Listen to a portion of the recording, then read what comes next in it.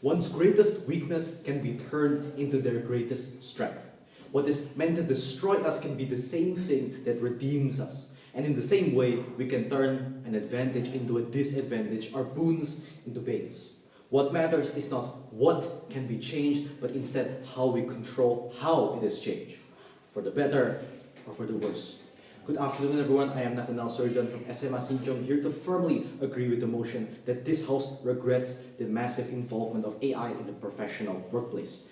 Before I move on, I would like to define first some important terms in today's motion. First of all, AI as the simulation of human intelligence in machines that are programmed to think and learn like humans. And second of all, professional workplace as an environment where professionalism is displayed by all individuals to foster a productive and positive atmosphere.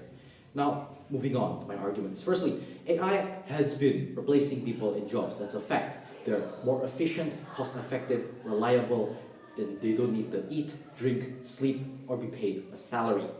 It's clear why many companies, especially larger ones, would lean into replacing their employees with AI who won't complain and aren't prone to human error.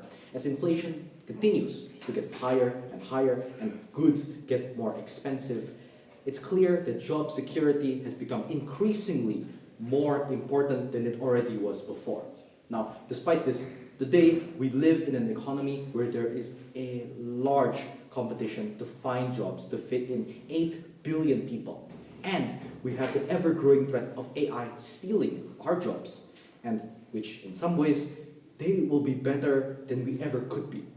What we must do is not to forsake AI, to think of it as completely wrong and unethical to use, but instead to control and regulate the usage of AI to safeguard job opportunities for more people, to maintain the usage of AI as a tool while we stay in control of that tool which we use.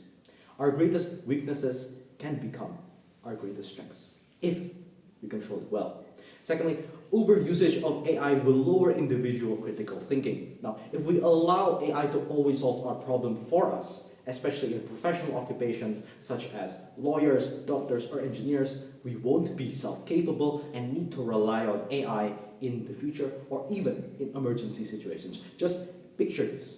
Say there's an emergency on an airplane and someone calls for a doctor, and the only doctor on board went through university and their clinical practice using AI. But suddenly, they don't remember what they're supposed to do or be able to keep themselves calm because they're not competent themselves. We're talking about the effects that this involvement of AI will pose in the future as well as towards our lives and the lives and health of others. This is why it's so important for us to make sure that AI doesn't envelop us and doesn't consume us. Thirdly, AI disconnects people from each other. If people start to rely on AI too much, they won't need to talk to other people and lead to less cohesion and shared purpose. In a professional environment, a united vision is paramount. It is necessary to connect the people working there with a single why. Everything we do in life has a why.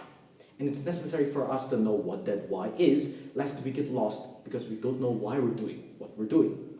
Why do we need to study for an exam? To get good grades. Why do we need to get good grades? To get into a good university. Why do we want to get into a good university? To get a good job, and it goes on and on and on. If there's no reason to do something, then there's no logical need to do it.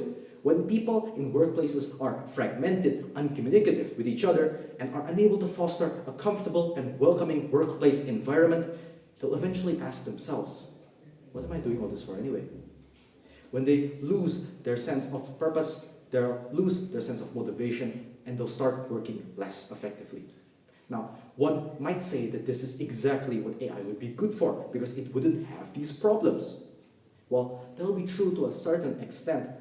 What would happen if we tried to implement that on a large scale? We are all imperfect, at the very least more imperfect than AI is. So if we're operating on the assumption that the most efficient worker should have the job, then no one on the planet would have a job, because we cannot compete with AI. Fourthly, AI contributes heavily to climate change. Now, according to Electric Power Research Institute, each ChatGPT prompt uses around 10 times more electricity than a traditional Google search. Now, in countries such as the United States, this has become an increasing problem because they've switched to using more fossil fuels to produce more energy.